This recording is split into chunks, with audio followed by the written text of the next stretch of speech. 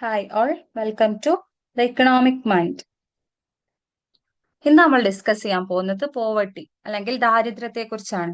അപ്പോൾ ഇതുവരെയും channel subscribe ചെയ്യാത്തവരാണെങ്കിൽ സബ്സ്ക്രൈബ് ചെയ്ത് സപ്പോർട്ട് ചെയ്യാം.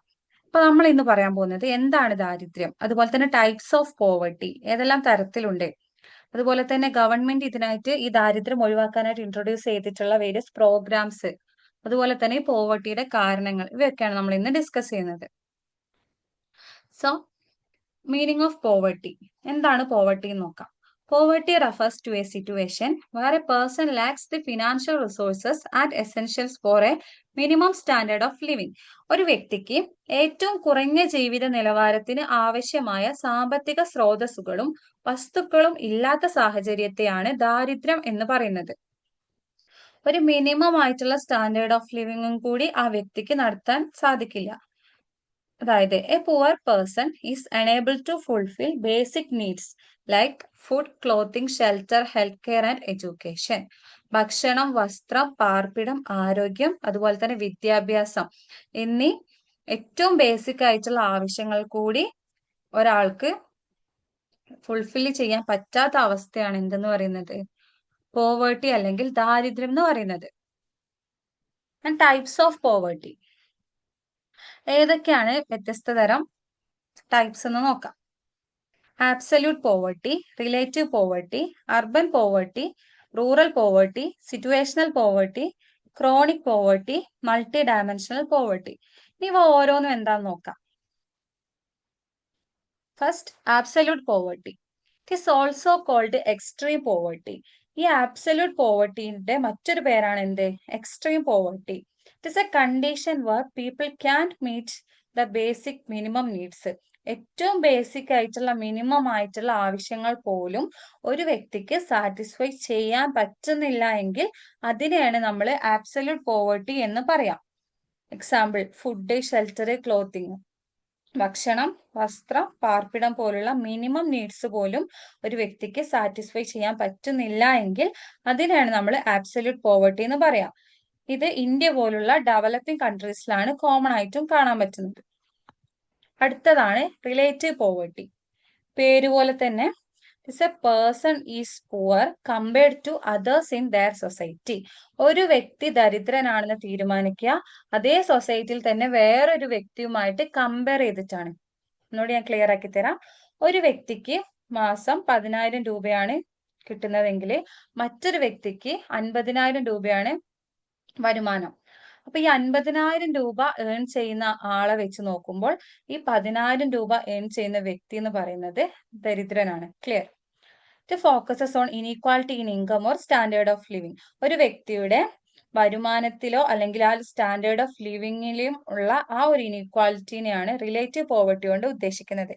കാരണം 50,000 രൂപ സാലറി കിട്ടുന്ന ഒരു വ്യക്തി ജീവിക്കുന്ന രീതിയിലായിരിക്കില്ല ഈ 10,000 രൂപ കിട്ടുന്ന ഒരാള് ജീവിക്കുന്നത്. It is seen even in developed countries. America പോലുള്ള ഡെവലപ്ഡ് കൺട്രീസിലും നമുക്ക് റിലേറ്റീവ് പോവർട്ടി കാണാൻ സാധിക്കും.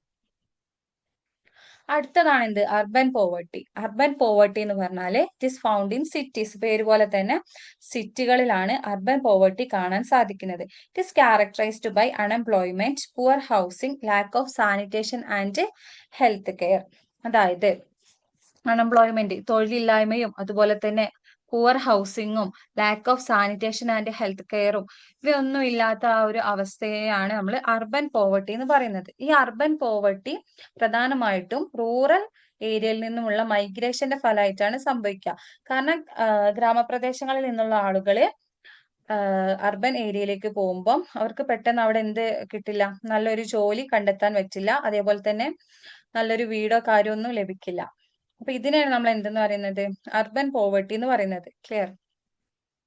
അടുത്തതാണ് rural poverty. It is found in villages. Urban പോവർട്ടിയുടെ നേരെ ഓപ്പോസിറ്റ് ആണ് എന്ത്, റൂറൽ പോവർട്ടി.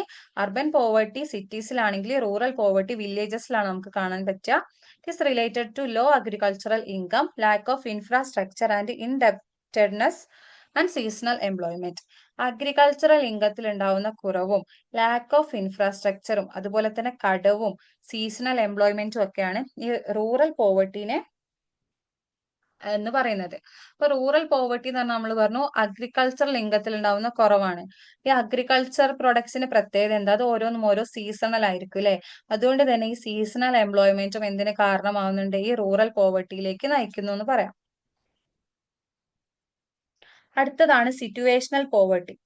ഇതും പേര് പോലെ തന്നെ ഒരു സിറ്റുവേഷനെയാണ് കാണിക്കുന്നത്. It is caused due to sudden crisis or loss.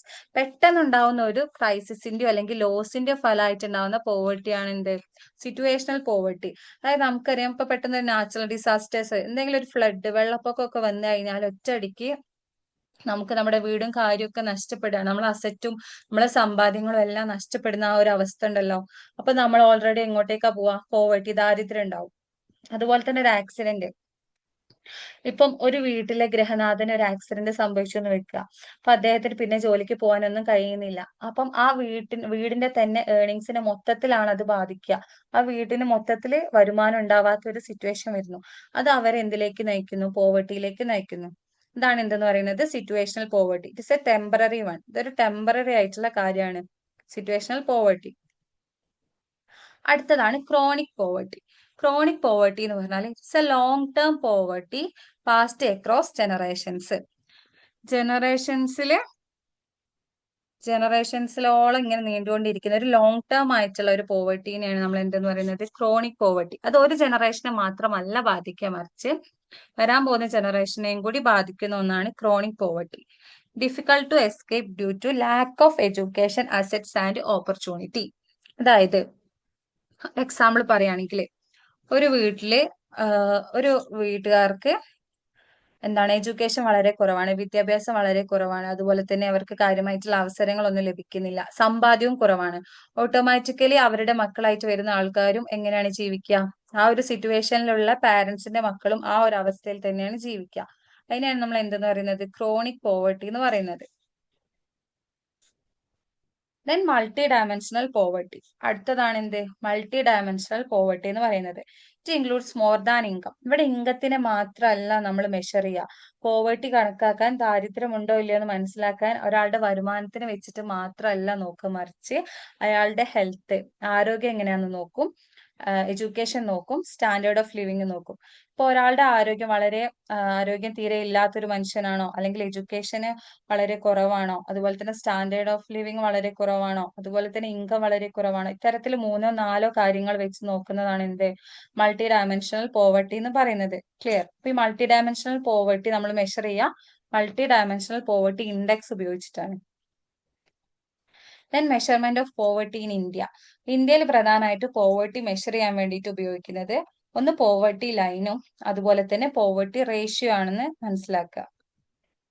Causes of poverty. ഇനി എന്താണ് പോവർട്ടിയുടെ കാരണങ്ങൾ എന്ന് നോക്കാം.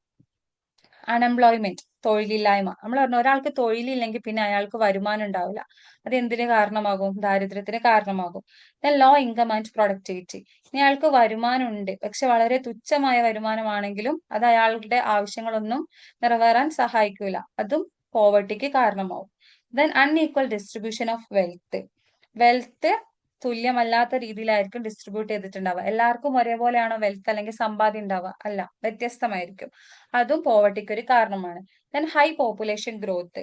പോപ്പുലേഷൻ ഇൻക്രീസ് ചെയ്യുന്നത് പോവർട്ടിക്ക് കാരണമാകും. കാരണം പോപ്പുലേഷൻ ഇൻക്രീസ് ചെയ്യുമ്പോൾ ഇത്രയും ആളുകൾക്ക് തൊഴിലവസരം ഒരു രാജ്യത്ത് ഉണ്ടായിക്കൊള്ളണമെന്നില്ല, ഇത്രയും ആളുകൾക്ക് ഫുഡും കാര്യങ്ങളും എത്തിക്കൊള്ളണമെന്നില്ല. അപ്പൊ അതും എന്തിന് കാരണമാവും? പോവർട്ടിക്ക് കാരണമാവും.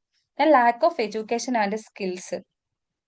നമുക്കറിയാം ഇപ്പൊ നമ്മൾ ഏതെങ്കിലും ഒരു സ്ഥലത്ത് ഇന്റർവ്യൂവിനും മറ്റും പോയാൽ കൂടുതൽ സ്കിൽഡ് ആയിട്ടുള്ള ആൾക്കാരെയാണ് സെലക്ട് ചെയ്യുക.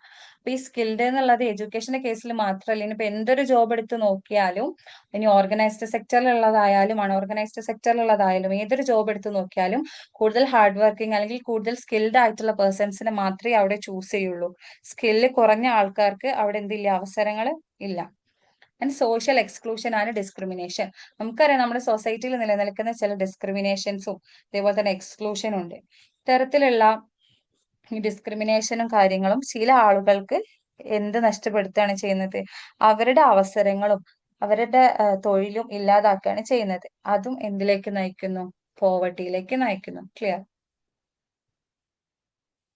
Then government programs to reduce poverty. ഇത്തരത്തിൽ നമ്മുടെ ഇന്ത്യ പോലുള്ള രാജ്യത്തിലാണ് നമ്മൾ പറഞ്ഞു ആബ്സല്യൂട്ട് പോവർട്ടി കൂടുതലായിട്ടും കാണപ്പെടുന്നത്. അപ്പൊ ഈ പോവർട്ടി ഇല്ലാതാക്കാൻ വേണ്ടിയിട്ട് ഗവൺമെന്റ് ഒരുപാട് പ്രോഗ്രാംസ് ഇംപ്ലിമെന്റ് ചെയ്തിട്ടുണ്ട്. അതിൽപ്പെട്ട ചില പ്രോഗ്രാംസ് ആണ് first MGNREGA, Mahatma Gandhi national rural employment guarantee act. അതായത് നമ്മുടെ ദേശീയ ഗ്രാമീണ തൊഴിലുറപ്പ് പദ്ധതി എന്ന് പറയും. 100 ദിവസത്തേക്ക് ഗ്രാമീണരായിട്ടുള്ള ജനങ്ങൾക്ക് തൊഴിൽ ഉറപ്പുവരുത്തുന്ന ഒരു പദ്ധതിയാണ് ഇത്. അടുത്തതാണ് എന്ത് PMAY. ഇതിലൂടെ ഹൗസിംഗ് ഫോർ ഓൾ, അതായത് വീടില്ലാത്ത ജനങ്ങൾക്ക് വീട് വെച്ച് കൊടുക്കുന്നത് ഗവൺമെന്റ് PMAY എന്ന ഈ ഒരു പദ്ധതിയിലൂടെയാണ്. ദെൻ PDS, നമുക്കറിയാം പബ്ലിക് ഡിസ്ട്രിബ്യൂഷൻ സിസ്റ്റം. നമ്മുടെ റേഷൻ കടകളൊക്കെ വഴി നമുക്ക് ഫുഡ് പ്രൊവൈഡ് ചെയ്യുന്നില്ലേ, അതാണ് എന്ത് public distribution system. Then NSAP, അതിലൂടെയാണ് എന്ത് നൽകുന്നത് പെൻഷൻ എന്ന് പറഞ്ഞാൽ നമുക്കൊരു ഓൾഡ് ഏജ് പെൻഷൻ ആയിക്കോട്ടെ, ഇനി വിധവ പെൻഷൻ ആയിക്കോട്ടെ, ഏത് തരത്തിലുള്ള പെൻഷനും കാര്യവും നൽകുന്നത് ഗവൺമെന്റ് NSAP എന്ന ഈ ഒരു പ്രോഗ്രാമിലൂടെയാണ്. ക്ലിയർ?